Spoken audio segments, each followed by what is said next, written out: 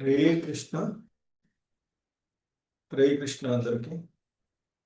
ఈరోజు లెవెల్ 2 భగవద్గీత క్లాస్కి మీ అందరికీ కూడా ఇస్కాన్ శ్రీ శ్రీ రాధా గోవింద ఆలయం తరఫున స్వాగతం, సుస్వాగతం.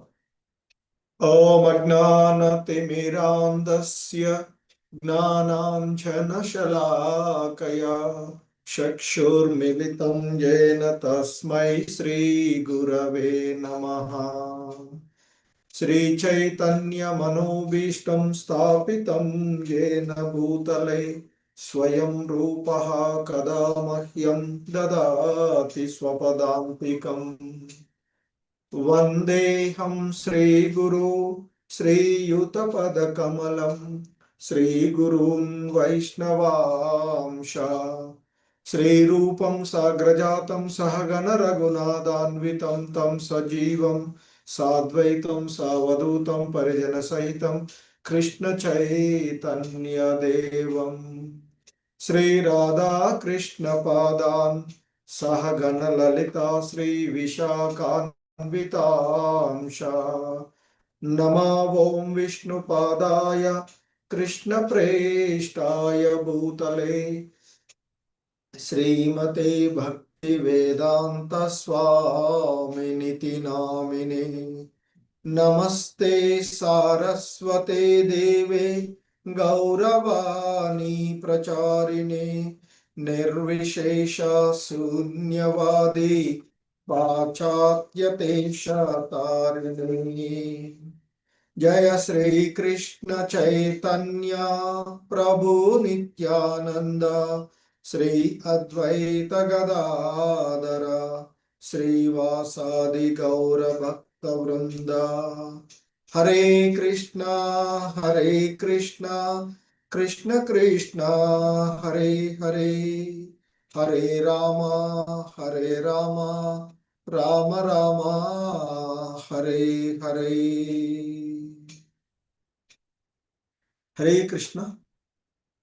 సో లెవెల్ 2 క్లాసులలో భగవద్గీత యథాతథంలో 2వ అధ్యాయమైనటువంటి గీతా సారము, దీనినే సాంఖ్య యోగముగా పిలువబడేటువంటి ఈ అధ్యాయంలో మనము ఆ భగవంతుని యొక్క బోధనలను అర్జున్ని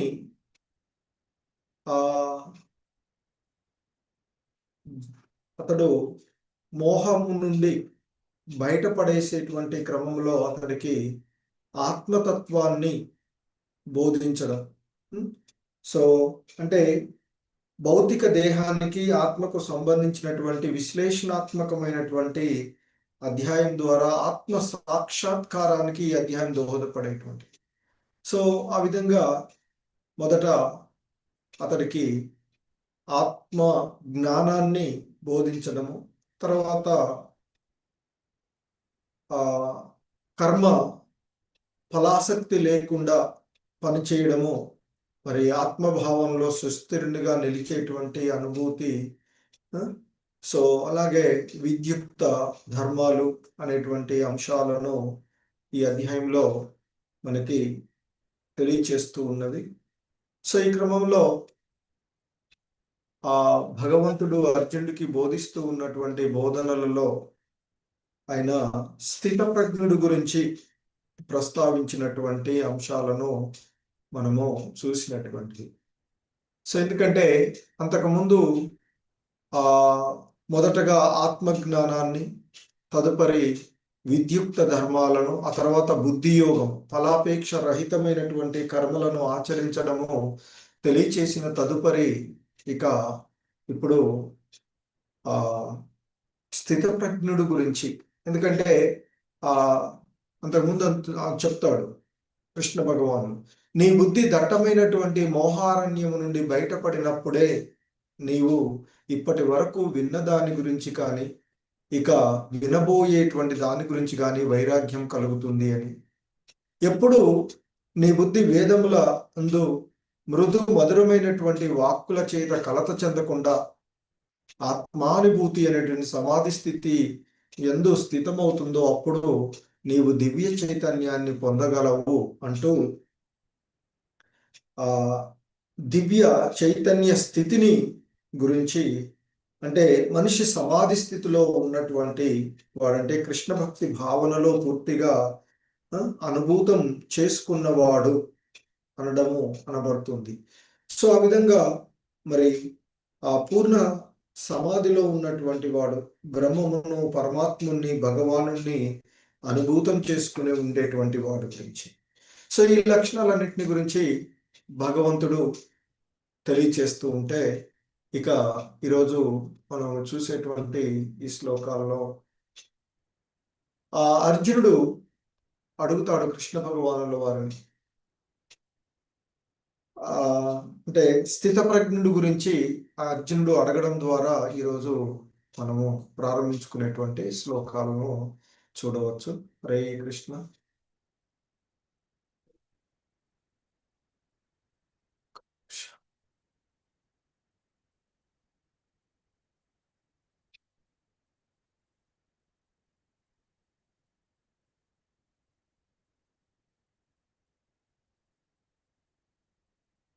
సో ఈ అధ్యాయంలోని 54వ శ్లోకంలో అర్జునుడు అంతకుముందు శ్రీకృష్ణ భగవానుల వారు బోధించినటువంటి బోధనలకు అర్జునుడు అడుగుతూ ఉన్నాడు. అర్జున ఉవాచ స్థిత ప్రజ్ఞస్య కా భాషా సమాధిస్తస్య కేశవ స్థితది కిం ప్రభాషేత కిమాసీత వ్రజేత కిం. అర్జునుడు అడుగుతూ ఉన్నాడు శ్రీకృష్ణ భగవానుల వారిని, స్థిత ప్రజ్ఞస్య అంటే కృష్ణ భక్తి భావన యందు, అంటే స్థిరమైనటువంటి కృష్ణ భక్తి భావనలో నిమగ్నమైనటువంటి వాడి గురించి అడుగుతున్నాడు. కా అంటే ఇట్టిది, భాష అంటే అతడు మాట్లాడేటువంటి మాటలు, సమాధిస్తస్య అంటే సమాధి యందు ఉన్నటువంటి వానికి, కేశవ అంటే ఇక్కడ శ్రీకృష్ణ భగవాను కేశవ అంటూ సంబోధిస్తూ ఉన్నటువంటిది. స్థితదీహి అంటే ఆ కృష్ణ భక్తి భావన యందు స్థిరంగా ఉన్నటువంటి వాడు. కిం అంటే ఏం చేస్తాడు, ప్రభాషతే ప్రభాషేతే అంటే ఏం పలుకుతూ ఉంటాడు, కిం ఆసిత ఎట్లు ఉంటూ ఉంటాడు, వ్రజేత అంటే నడుస్తూ ఉంటాడు, కిం అంటే ఎట్లు నడుస్తూ ఉంటాడు. సో అర్జునుడు ఇక్కడ అడుగుతూ ఉన్నటువంటి అంశం ఏంటంటే, ఓ కృష్ణ, మరి సమాధి మగ్నుడైనటువంటి ఆ చైతన్యం కలిగినటువంటి, అంటే సమాధి మగ్నమైనటువంటి చైతన్యం కలిగినటువంటి వాడి యొక్క లక్షణాలు ఏ విధంగా ఉంటాయి, అతడు ఏ విధంగా భాషిస్తూ ఉంటాడు, అతని భాష ఎటువంటిది, అతడు ఎట్లు కూర్చుండును, అతడు ఎట్లు నడుచును అంటూ ఒక ఇక్కడ ఆ కృష్ణ భక్తి భావనలో స్థిరమైనటువంటి వాని యొక్క లక్షణాలను అడుగుతూ ఉన్నటువంటిది మనము ఇక్కడ చూస్తూ ఉన్నటువంటిది. దీనిలో ఈ శ్లోకంలో అర్జునుడు అడుగుతూ ఉన్నటువంటి అంశం. ఎందుకంటే సాధారణంగా ప్రతి మనిషి కూడా ఒక ప్రత్యేకమైనటువంటి స్థితిని బట్టి కొన్ని లక్షణాలు ఉంటుంటాయి. ఒక్కొక్కరికి ఒక్కొక్క లక్షణాలు స్వభావ సిద్ధంగా ఉండేటువంటి లక్షణాలు. మరి ఆ విధంగానే కృష్ణ భక్తి భావనలో ఉన్నటువంటి వారి యొక్క విధానం కూడా ప్రత్యేకమైనటువంటి, అంటే వాళ్ళు మాట్లాడేటువంటి కృష్ణ భక్తి భావనలో స్థిరులైనటువంటి వారు మాట్లాడేటువంటి మాటల్లో, నడిచేటువంటి నడకల్లో కానీ, ఆలోచన ఆ భావాల్లో ప్రత్యేకమైనటువంటి స్వభావాన్ని కలిగి ఉంటారు. ఎలాగైతే మనం చూస్తూ ఉంటుంటాం ఈ సమాజంలో, ఈ భౌతిక సమాజంలో ఒక్కొక్కడు ధనవంతుడిగా తెలియబడేటువంటి తన లక్షణాలు, రోగమును గురైనటువంటి వాడు రోగి లక్షణాలు గాను, ఒక పండితుడు అతని యొక్క తన లక్షణాలను ప్రవర్తిస్తూ, అదేవిధంగా భగవంతుని యొక్క భక్తులు కూడా ఆ భక్తియుత భావనలో వాళ్ళ యొక్క లక్షణాలు ఉంటాయి.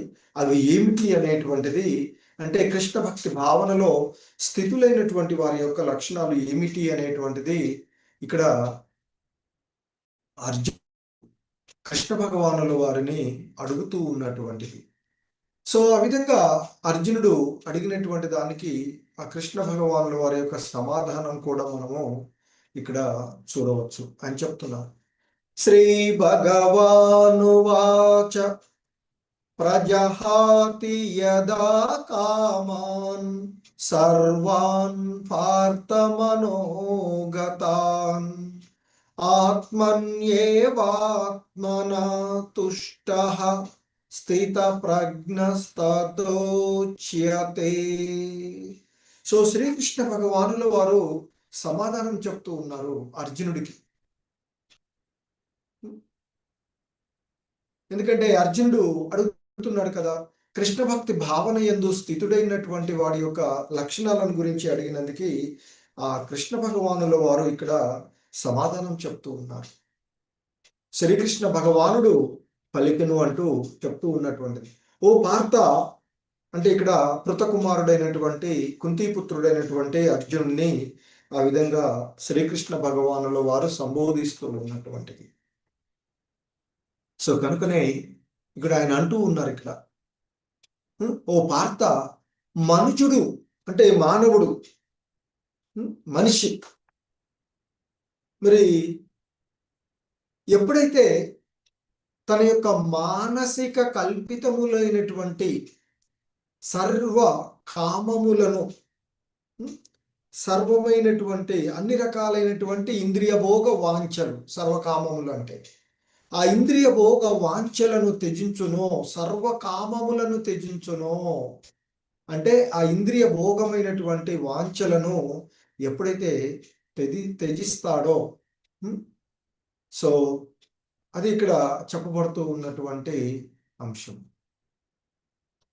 మరియు ఆ విధంగా త్యజించబడి శుద్ధిపడినటువంటి మనసు ఎప్పుడైతే ఆత్మతో ఆత్మయందు సంతృప్తి నొందునో అప్పుడు ఆ మనిషి స్థితప్రజ్ఞుడు అని అనబడతాడు అర్జున అంటూ చెప్పబడుతూ ఉన్నటువంటిది. అంటే ముఖ్యంగా ఇక్కడ చెప్పబడుతూ ఉన్నటువంటి అంశం ఏంటంటే, మనిషి తన యొక్క మానసిక కల్పనల నుండి ఉత్పన్నమైనటువంటి అన్ని రకాలైనటువంటి ఇంద్రియ భోగ వాంఛలను వదిలివేసినప్పుడు, అలా వదిలివేయడం ద్వారా శుద్ధిపడినటువంటి ఆత్మ, అతని యొక్క మనస్సు కేవలము ఆత్మయందే సంతృప్తి చెంది ఉన్నట్లయితే అటువంటి వాడు విశుద్ధ దివ్య చైతన్యములో, అంటే స్థితప్రజ్ఞుడుగా, స్థితప్రజ్ఞుడు అంటే విశుద్ధ దివ్య చైతన్యములో ఉన్నటువంటి వానిగా చెప్పబడతాడు అర్జున అంటూ చెప్తూ ఉన్నారు కృష్ణ భగవానుల వారు. ఎందుకంటే పూర్తిగా కృష్ణ భక్తి భావనలో, అంటే భగవాన్ని యొక్క భక్తియుత సేవలో ఉన్నటువంటి ఏ వ్యక్తి అయినా సాధారణంగా మహర్షుల యొక్క సమస్త, అంటే మహర్షుల యొక్క సర్వ సద్గుణాలను కలిగి ఉంటాడు అని చెప్తుంటుంటారు. కానీ దివ్యమైన ఆధ్యాత్మిక స్థితిలో నిలువలేనటువంటి వాడు, దివ్య స్థితిలో నెలకొననటువంటి వాడు అటువంటి సద్గుణాలను కలిగి ఉండడు అని చెప్తూ ఉన్నటువంటి, అంటే ఇక్కడ ఈ సద్గుణాలు కలిగినటువంటి వాడు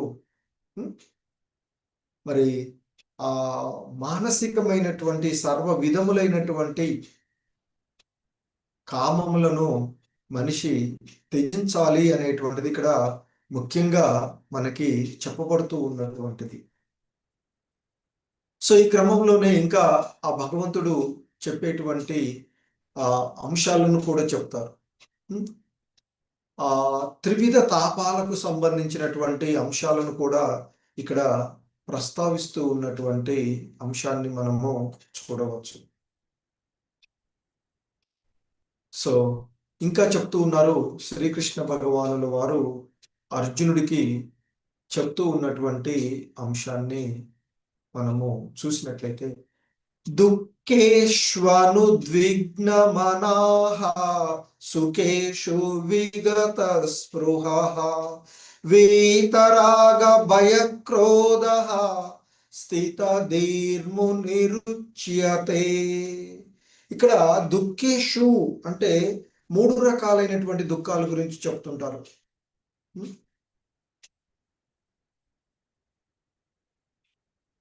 ఇక్కడ మరి త్రివిధ తాపాలు అని చెప్తుంటారు.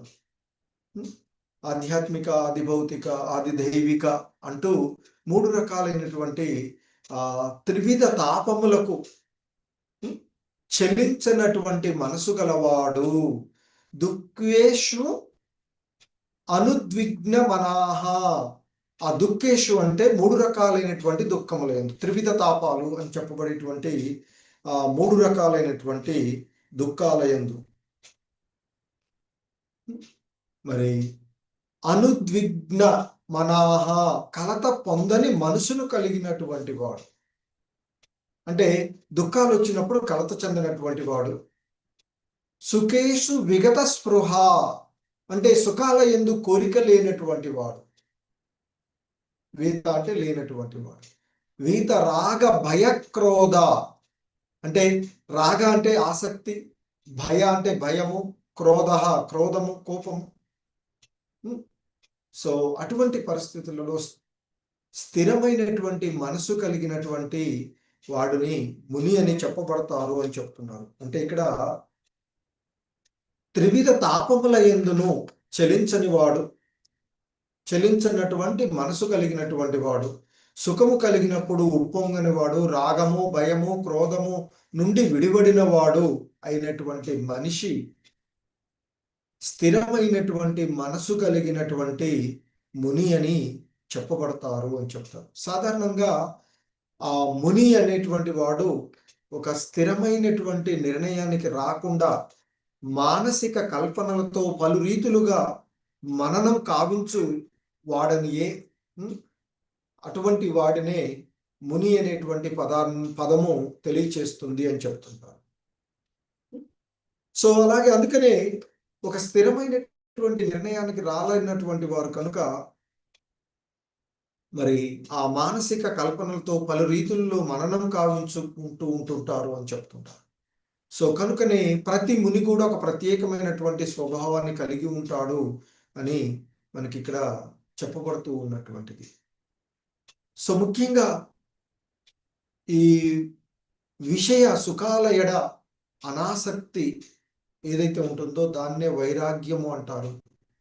ఆ విధంగా ఆ విషయ సుఖాల ఎడ అనాసక్తతో ఉండేటువంటి వాడే స్థిరమైనటువంటి వాడు, స్థితప్రజ్ఞుడు అని చెప్తారు. అటువంటి వాడే కృష్ణ భక్తి భావన యందు స్థిరంగా నెలకొని ఉంటారు అని చెప్తారు.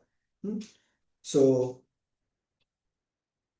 మరి ఆది భౌతిక, ఆధ్యాత్మిక, ఆది దైవిక అనేటువంటి 3 రకాలైనటువంటి మనకి.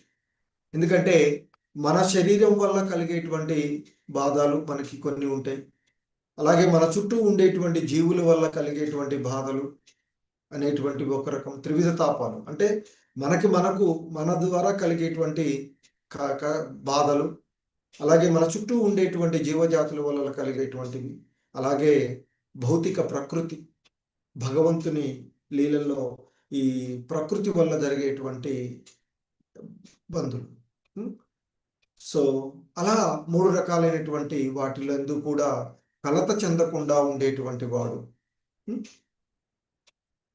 అలాగే సుఖాల గురించి అంతగా పట్టించుకున్నటువంటి వాడు స్థితప్రజ్ఞుడు అని చెప్పబడుతూ ఉన్నటువంటి అంశాన్ని మనం ఇక్కడ చూస్తున్నాం. ఇంకా చెప్తున్నారు, య సర్వత్రానభి స్నేహత్ తత్ప్రాప్య శుభాశుభం నాభినందతి నద్వేష్టి తస్య ప్రజ్ఞా ప్రతిష్టత. సో ఇంకా చెప్తూ ఉన్నటువంటి అంశం, య సర్వత్రాను విస్నేహ తత్ తత్ప్రాప్య శుభాశుభం. సో భౌతిక జగమునందు లభించినటువంటి ఈ భౌతిక జగత్తులో ప్రాప్తించినటువంటి మంచి చెడులను ప్రశంసించుట గాని అలాగే వాటిని ద్వేషించడం కానీ చేయక వాటి చేత ప్రభావితుడు కానటువంటి వాడు సంపూర్ణ జ్ఞానమునందు స్థిరమై ఉన్నటువంటి వాడు అంటూ ఇక్కడ చెప్పబడుతూ ఉన్నటువంటి అంశం ఇక్కడ. సో అలా ఈ భౌతిక జగత్తులో మనకి కలిగేటువంటి సుఖ దుఃఖాలు, లాభ నష్టాలు, మంచి చెడులు, సో వీటిని ద్వేషించకపోవడం అలాగే వాటి చేత ప్రభావితం కావడం, ఇంతకు ముందు కూడా చెప్పబడింది ద్వంద్వాలకు అతీతంగా ఉండేటువంటిది. సో కాబట్టి మనకి ఈ భౌతిక జగత్తులో మంచో లేదో చెడో ఏదో ఒకటి కలుగుతూనే ఉంటాయి. మరి అటువంటి ఒడిదొడుకులకు మనము కలత నొందకుండా ఉండాలి అని చెప్తుంటారు. అంటే ఆ మంచి చెడులకు ప్రభావితం కానటువంటి వాడు కృష్ణ భక్తి భావనలో స్థిరంగా నిలిచినటువంటి వాడు అంటూ ఇక్కడ చెప్తూ ఉన్నటువంటి అంశం. సో ఇంకా మనకి చెప్పబడుతూ ఉన్నటువంటి అంశాలలో హరే కృష్ణ.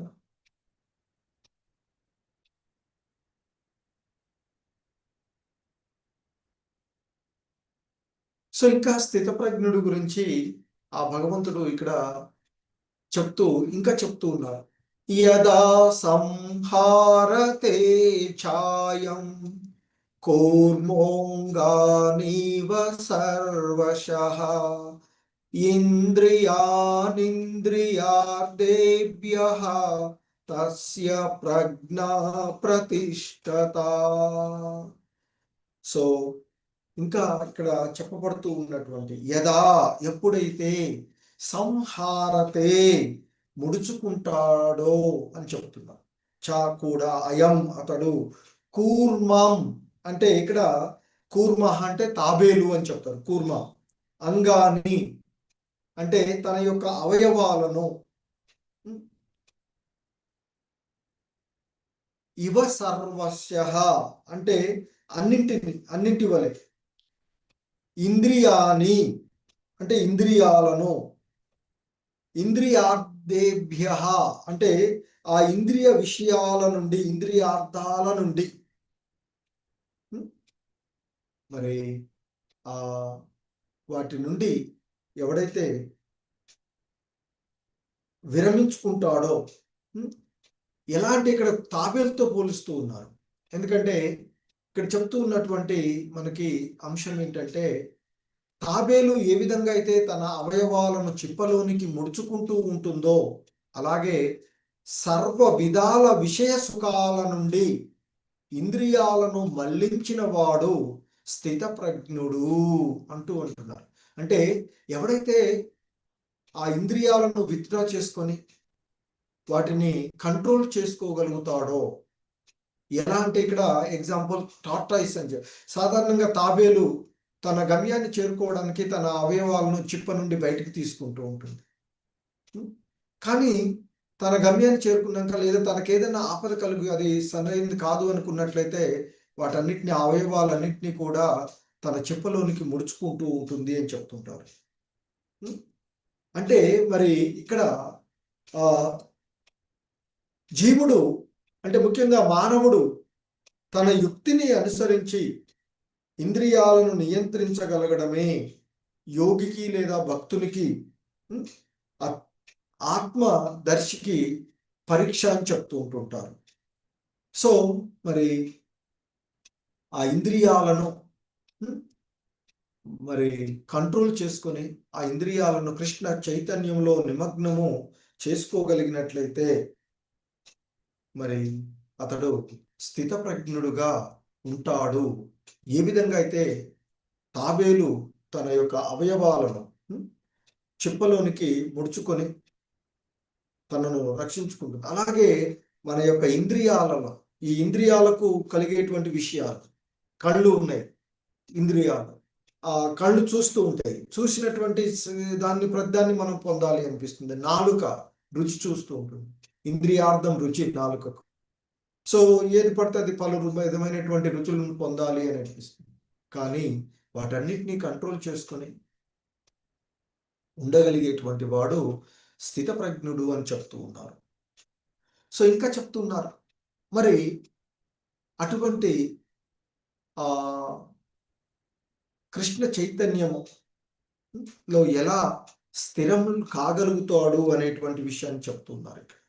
ఎందుకంటే విషయా వినివర్తంతే నిరాహారస్య దేహినః రసవర్జం రసోప్యస్య పరం దృష్ట్వా నివర్తతే.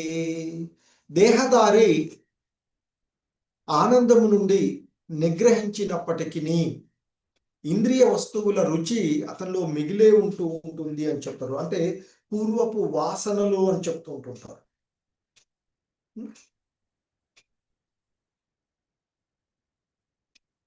మరి కానీ అధికమైనటువంటి రుచిని అనుభవించడము ద్వారా అలాంటి కలాపాలను విడిచి అతడు చైతన్యంలో స్థిరపడతాడు అని చెప్తున్నారు. అంటే ఇక్కడ ముఖ్యంగా ఈ శ్లోకం నుండి మనం అర్థం చేసుకోవాల్సినటువంటి విషయం ఏంటంటే,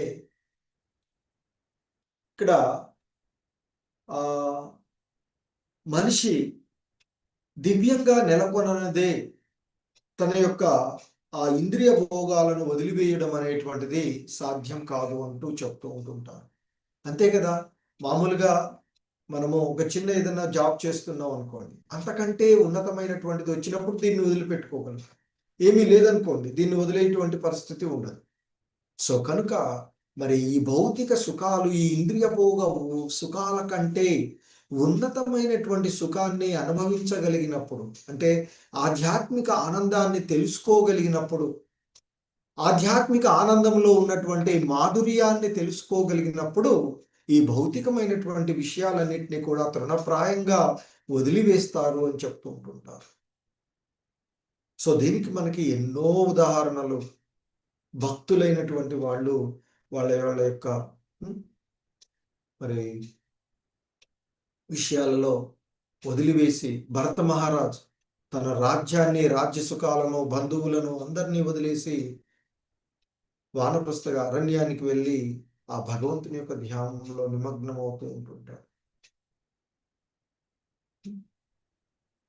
సో ఇంకా చాలా మంది కూడా వారి వారి యొక్క సంపదలను వదిలేసి భగవంతుని యొక్క భక్తిలో నిమగ్నమై ఒక సన్యాసిలాగా అందరి ఇళ్ళల్లో అడుక్కుంటూ, అంటే జీవనోపాధిని గడిపినటువంటి వాళ్ళు కూడా ఎంతో మంది ఉన్న వాళ్ళని చూస్తూ ఉంటుంటాం. అంటే మనకి భౌతికంగా చూసినప్పుడు మనకి అది తెలియదు, ఆ ఆధ్యాత్మికమైనటువంటి సుఖాలు వాళ్ళు పొందేటువంటి.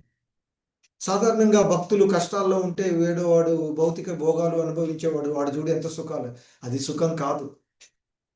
కాబట్టి ఆ విషయాన్ని తెలుసుకోవాల్సినటువంటి.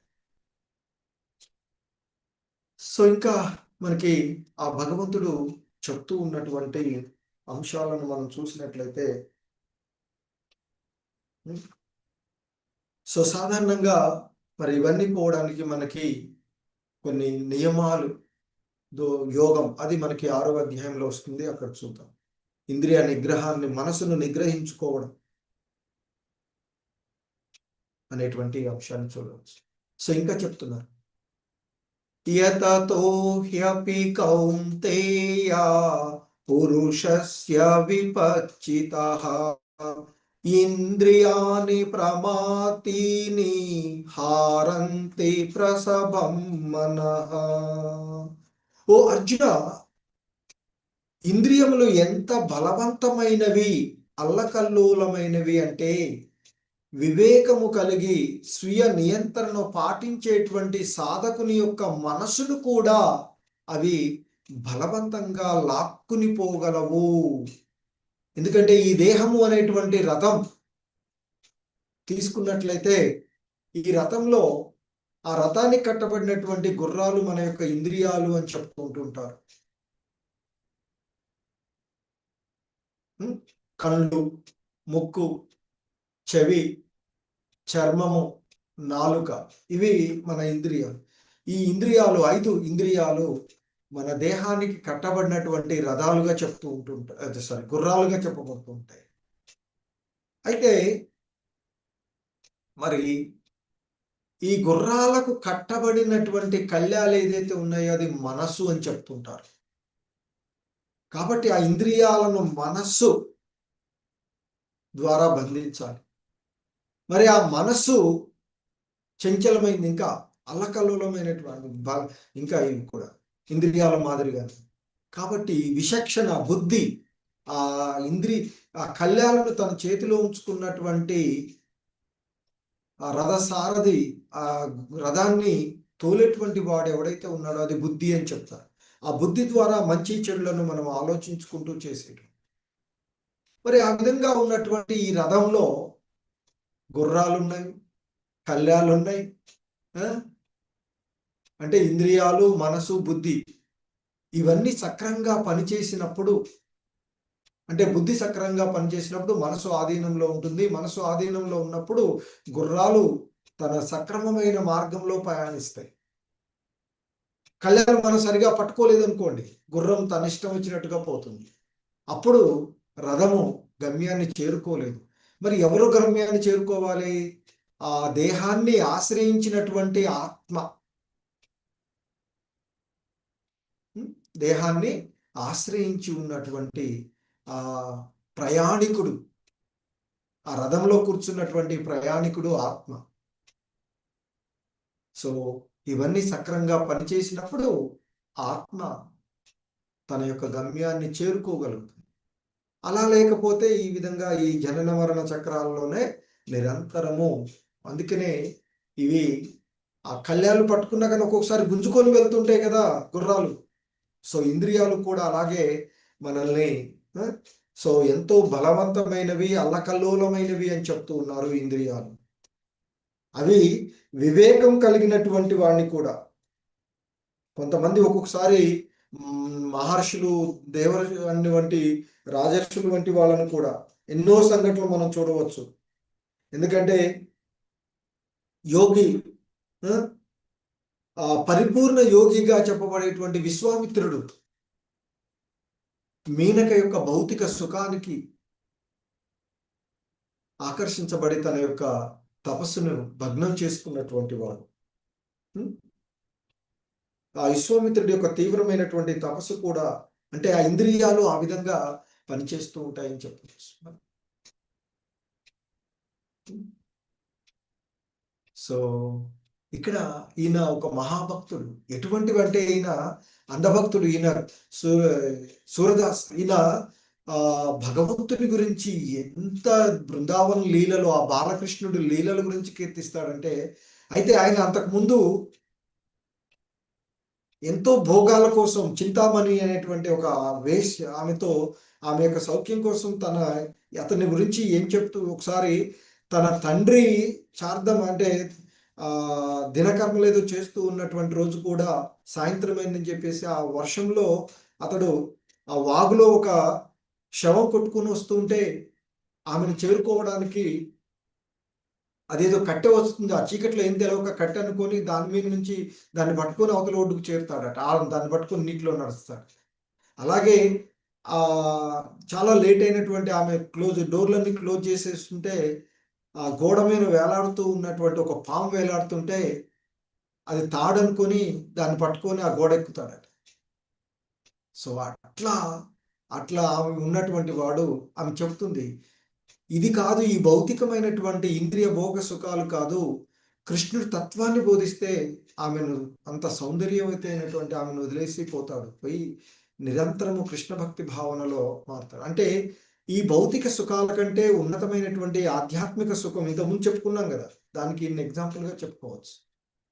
సో అందుకే ఇక్కడ చెప్తూ ఉన్నారు, తాని సర్వాణి సంయమ్య యుక్త ఆసీత మత్పరః వశైః యస్యేంద్రియాణి తస్య ప్రజ్ఞా ప్రతిష్ఠిత.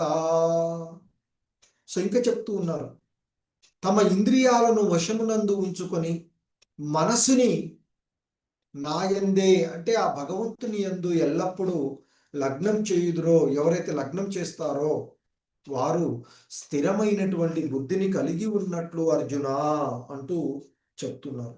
అంటే మహోన్నతమైనటువంటి యోగ పూర్ణత, కృష్ణ భక్తి భావన అనేటువంటిది ఇక్కడ చెప్పబడుతూ ఉన్నటువంటి.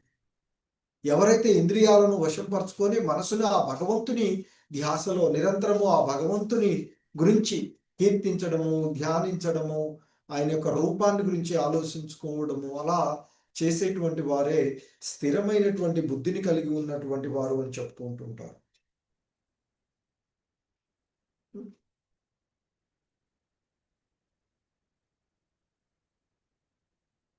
సో దానికి ఎంతో మంది మనము భక్తులను చూడవచ్చు. రాజా అంబరీషుడు నవవిధ భక్తికి ఉదాహరణగా చెప్తూ ఉంటుంటారు. శ్రవణ కీర్తనం, అర్చనం, వందనం, దాస్యం, సఖ్యం, పాదసేవనం, ఆత్మనివేదనం, వివిధ రకాలైనటువంటి భక్తులు, అన్ని రకాలకి కూడా ఆయన ఉదాహరణగా తీసుకోవచ్చు. ఎందుకంటే ఆ భగవంతుని పాదపద్మాలను ఆశ్రయించి ఆయన స్థిరంగా నిలిచినటువంటి వాడుగా చెప్తూ. సో ఇంకా చెప్తూ ఉన్నారు. మరి ఆ మనసు కృష్ణ భక్తి భావనలో లేకుండా ఉన్నటువంటి పరిస్థితులలో ఏం జరుగుతుందో చెప్తూ ఉన్నారు ఈ శ్లోకం నుండి భగవంతుడు మనకి.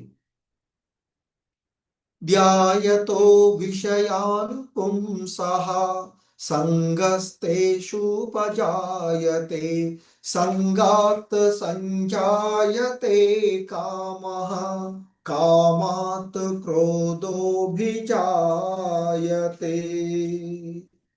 సో ఎవడైతే ఎప్పుడు ఇంద్రియ విషయాలను గురించి ఆలోచించేటువంటి వాడికి వాటి మీద ఆసక్తి బాగా పెరుగుతుంది అని చెప్తారు.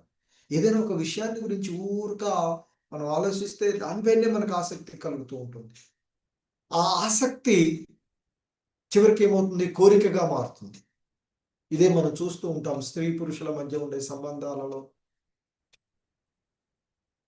మరి ఆ కోరికలు నెరవేరినప్పుడు అది కోపంగా పరిగణిస్తూ ఉంటాం. ఆ కోపం వల్ల మనిషి పతనం అవుతాడు అని చెప్తున్నారు. సో ఎందుకంటే ఆ కృష్ణ భక్తి భావనలో లేనటువంటి వాడు ఆ ఇంద్రియార్థాలను గురించే ఆలోచిస్తాడు. ఎందుకంటే ఇంద్రియాలను అదుపులో ఉంచుకోడు కదా. సో కాబట్టి ఆ ఇంద్రియ వాంఛలకు లోనవుతూ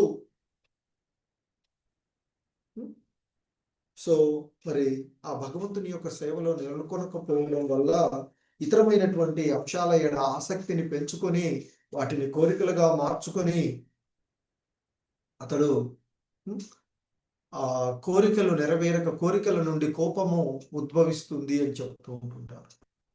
అందుకే ఇక్కడ చెప్తున్నారు, క్రోధాద్భవతి సమ్మోహః సమ్మోహాత్ స్మృతి విభ్రమః స్మృతి భ్రంశాద్ బుద్ధినాశో బుద్ధినాశాత్ ప్రణశ్యతి.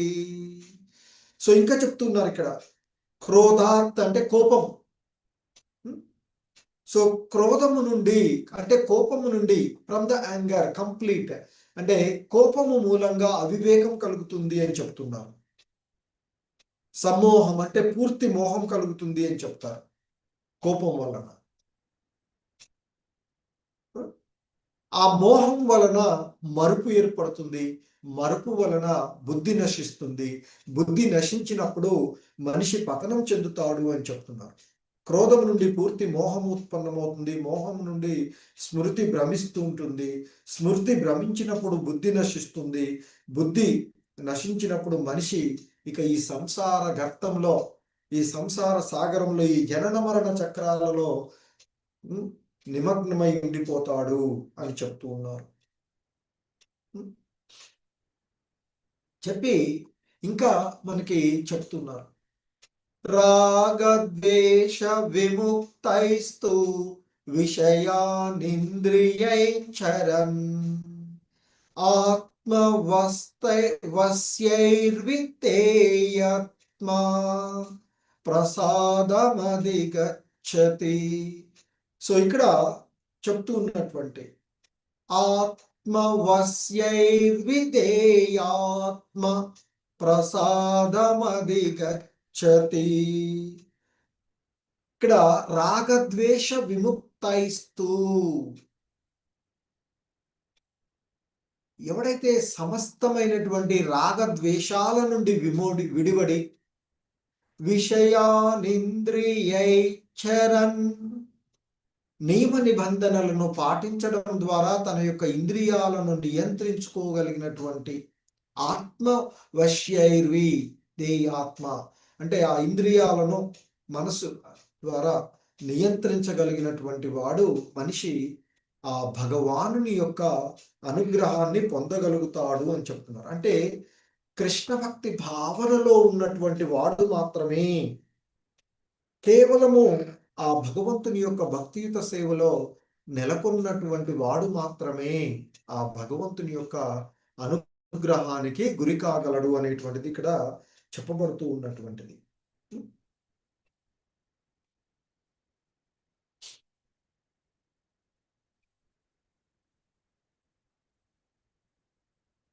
ప్రసాదే సర్వ దుఃఖానాం హానిరస్యోపజాయతే ప్రసన్న చేతసో హ్యాశు బుద్ధి పర్యవతిష్టతే. ఇంకా చెప్తున్నారు ఆ కృష్ణ భగవానుడు. సో మరి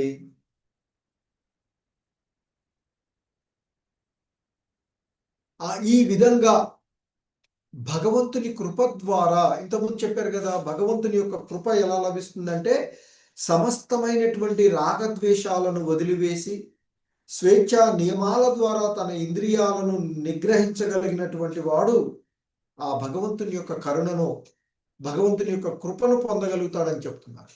ఆ విధంగా భగవంతుని కృపను ప్రసాదే సర్వ దుఃఖానాం హానిరస్యోపజాయతే.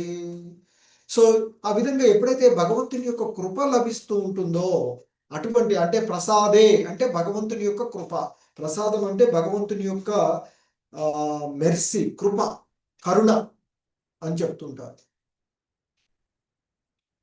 అందుకే భగవత్ ప్రసాదం తీసుకోవాలని చెప్తారు. ఏది లభిస్తే భగవంతుడు అది మనకు భగవత్ ప్రసాదం అని చెప్తుంటుంటారు. అంటే కృప అన్నాడు, కరుణ, భగవంతుని యొక్క ప్రసాదం అంటే కరుణ. సో ఆ విధంగా భగవంతుని యొక్క కృప ద్వారా, అంటే భగవంతుడి కృప ద్వారా లభించేటువంటి ఏదైనా దానికి సంతుష్టి అయ్యేది భగవంతుని యొక్క కృప ద్వారానే లభించింది అని అలా సంతుష్ట మనసుతో ఉన్నటువంటి వానికి బుద్ధి శీఘ్రమే ఆ భగవంతుని యందు స్థిరంగా నిలుస్తుంది, స్థిరమవుతుంది అని చెప్తున్నా.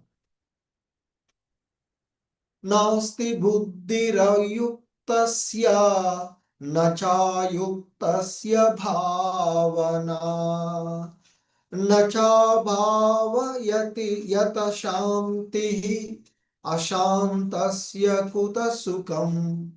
మనసు ఇంద్రియాలను నియంత్రించని, ఇంతకుముందు చెప్పినటువంటి భగవత్ ప్రసాదం ఎలా లభిస్తుంది? మనసును ఇంద్రియాలను నిగ్రహించుకున్నటువంటి వాడికి.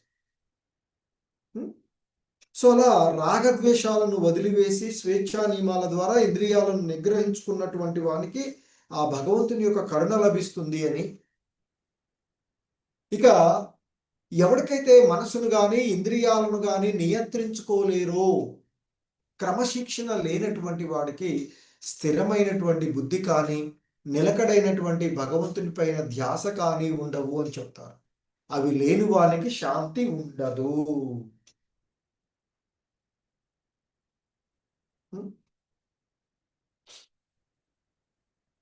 మనశ్శాంతి లోపించిన వాడు అశాంతస్య కుత సుఖం.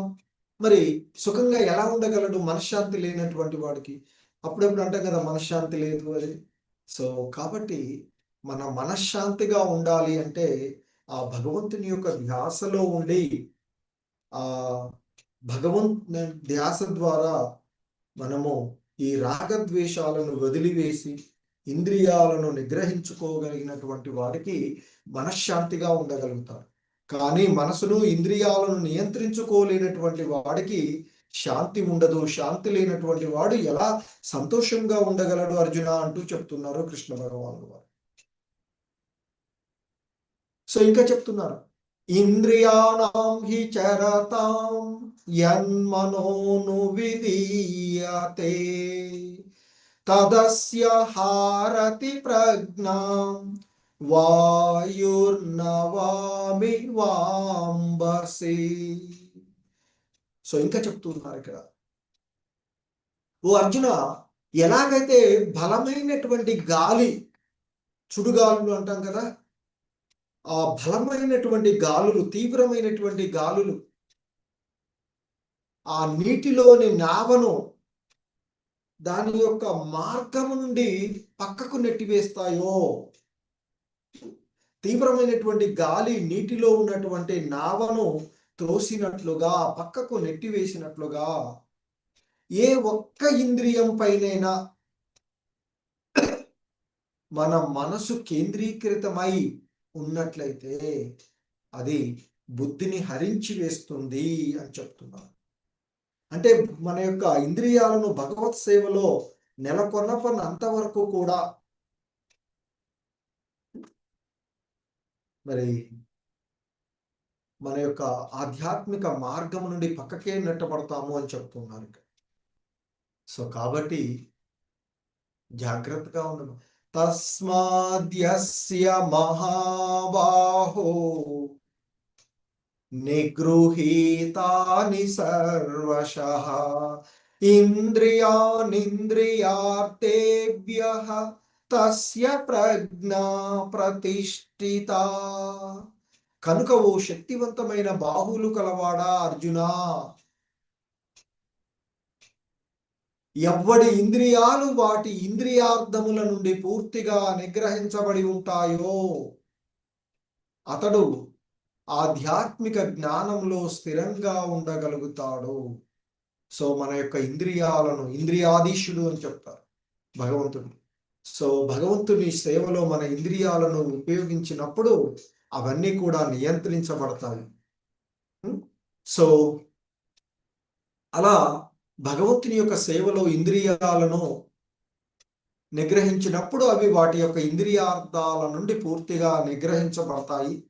అటువంటి వాడు ఆధ్యాత్మిక జ్ఞానమునందు, అంటే ఆ భక్తియుత సేవనందు అతడు అంటే ఆ భగవానుడి యొక్క దివ్యమైనటువంటి ప్రేమలో నెలకొనడం జరుగుతూ ఉంటుంది. అలా నెలకొన్నటువంటి వాని యొక్క ఇంద్రియాలు మాత్రమే నిగ్రహించబడతాయి అని చెప్తూ ఉంటారు. యా నిశా సర్వభూతానాం తస్యాం జాగర్తి సంయమి యస్యాం జాగ్రతి భూతాని స నిశా పశ్యతో ముని. ఇక్కడ చెప్తున్నారు, జీవులందరికీ ఏది రాత్రి సమయమో, అన్ని జీవులకు ఏది రాత్రి సమయమో అది ఆత్మ నియంత్ర కలవానికి మేల్కొలుపు సమయము. మరియు అన్ని జీవులకు ఏది మేల్కొల్పు సమయమో ఆత్మ పరిశీలనలో ఉన్నటువంటి ఋషికి అది రాత్రి అని చెప్తుంటారు. అంటే ఇక్కడ సాధారణంగా రెండు తరగతులుగా ఉండేటువంటి మానవుల గురించి చెప్తున్నారు. ఒకరేమో ఇంద్రియ భోగార్థము లౌకిక కలాపాలలో తెలివిగలవారు అని చెప్తారు. ఇంకొకరు అంతరేక్షణ కలిగినటువంటి ఆత్మానుభూతి సాధనలో జాగృతులై ఉన్నటువంటి వారు. ఆత్మానుభూతిలో జాగృతులై ఉన్నటువంటి వారికి ఈ భౌతికమైనటువంటి సుఖాలన్నీ కూడా తాత్కాలికమైనవి. సో కనుక వాటి గురించి వారు ఆలోచించరు. కానీ ఆధ్యాత్మికమైనటువంటి విషయాలు సాధారణ జీవులకు అది ఒక చీకటి లాగా అనిపిస్తుంది. అంటే ఇవన్నీ ఇదంతా అనిపిస్తూ ఉంటుంది. సో కనుక కానీ ఆత్మానుభూతి పొందినటువంటి వారికి అది మేల్కొలుపుగా ఉంటూ ఉంటుంది. సో కనుకనే దివ్యానందాన్ని భక్తి భావనలో ఆనందాన్ని వాళ్ళు అనుభవిస్తూ ఉంటూ ఉంటారు. సో కనుక ఈ సాధారణంగా ఉండేటువంటి వారికి ఒక ఆత్మ నియంత్రణ కలిగినటువంటి ఒక ఋషి చేసేటువంటి పనులన్నీ కూడా అతనికి ఆ రా రాత్రిలాగా ఉంటూ ఉంటుంది. అవి ఏంటి, ఇవన్నీ చీకటిలాగా అనిపిస్తూ ఉంటాయి, అవన్నీ అజ్ఞానం లాగా చేస్తున్నాడు అని చెప్పిస్తుంటూ ఉంటుంది. సో కానీ అంతర్ముఖుడైనటువంటి వాడికి మరి అదన్నీ తొలగించుకొని అతడు ఆ మేల్కొల్పుగా ఉంటాడు అని చెప్తూ ఉంటుంటారు. సో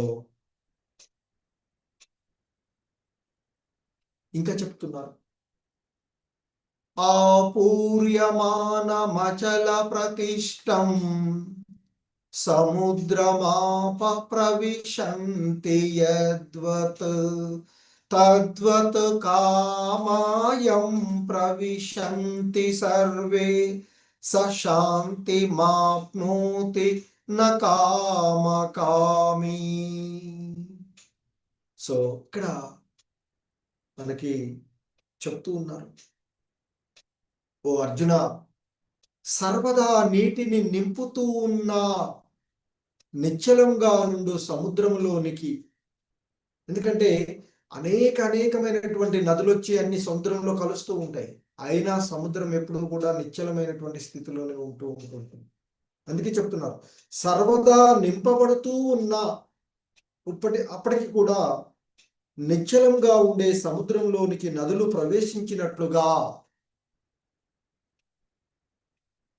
కోరికల నిరంతర ప్రవాహం చేత కలత నొందని మానవుడే శాంతిని పొందగలుగుతాడు అని చెప్తున్నారు. కానీ ఓ అర్జున, కోరికలను తృప్తిపరచడానికి యత్నించేటువంటి వాడు ఎప్పుడూ కూడా శాంతిని పొందలు. దుఃఖానికి కారణం కోరికలు అని చెప్తాం కదా. సో కాబట్టి ఆ విశాలమైనటువంటి సముద్రము మరి నీటితో నిండి ఎల్లప్పుడూ ఉంటూ ఉంటుంది. కానీ వర్షాకాలంలో, వివిధ కాలాల్లో వర్షాలు బాగా వచ్చినప్పుడు ఎన్నో నదులు పొంగుతూ వచ్చి ఆ సముద్రంలో కలుస్తూ ఉంటాయి, అయినా అది ఎప్పటిలాగానే స్థిరంగా ఉంటుంది. సో అలాగే స్థితప్రజ్ఞుడు కూడా మనకు కలిగే కోరికలు అనేటువంటి నిరంతర ప్రవాహాలు, నదీ ప్రవాహాలు అని చెప్తారు కోరికలు, వాటి నుండి సో వాటికి కలత చెందకుండా ఉండే, ఈ కోరికలు వీటన్నిటికీ కలత చెందకుండా ఉండే మానవుడే శాంతిని పొందగలడు. కానీ ఎవడైతే ఆ కోరికలను తీర్చుకోవాలి అనే ప్రయత్నం చేస్తూ ఉంటాడో వాడు ఎప్పుడు కూడా శాంతిని పొందలేడు అని చెప్తుంది. విహాయ కామాన్య సర్వాన్ పుమాం చరతి నిస్పృహః నిర్మమో నిరహంకారః స శాంతిమధిగచ్చతి. సో ఇంకా చెప్తున్నారు, విహాయ కామాన్య సర్వాన్ పుమాం చరతి నిస్పృహః నిర్మమో నిరహంకారః స శాంతిమధిగచ్చతి. విహాయ అంటే విడిచిపెట్టేటువంటి, కామాన్ అంటే ఇంద్రియమైనటువంటి ఇంద్రియ భోగ కోరికలను, యహ అంటే ఎవడైతే, సర్వాన్ అన్ని, పుమాన్ అంటే మనిషి, చరతి జీవిస్తాడో, నిస్పృహ అంటే కోరికలన్నీ లేకుండా, నిర్మమో అంటే ఇక్కడ ఆ సౌమ్య భావము లేకుండా,